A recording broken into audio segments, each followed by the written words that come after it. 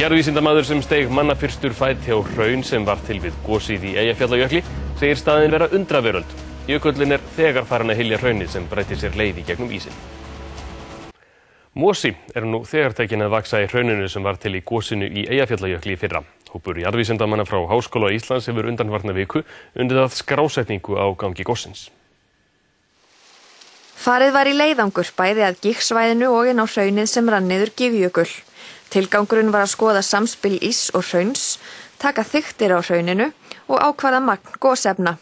Ekki vita til þess að nokkur maður hafi stigið fætin á þetta hraun áður.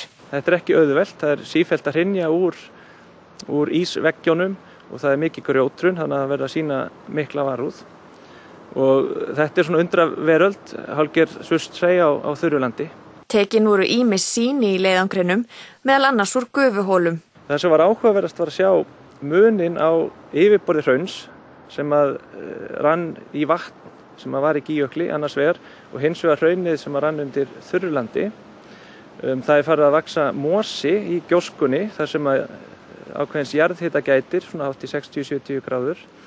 Og síðan áhugavert að sjá hversu fljótt jökullinn lokar sér. Hann farin að renna yfir hraunið á köflum. Björn segir niðurstöðu leiðangursins gagnlegar á alþjóðavísu. Já, í rauninni. Því betur sem við skiljum þessi eldgos og gosásaferli og samspil milli til dæmis hæðar gosmakkar og magni á gosefnin sem koma út, því betur hægt að stilla af líkön sem til dæmis notuð til að stýra flugumferð í slíkum eldgosum.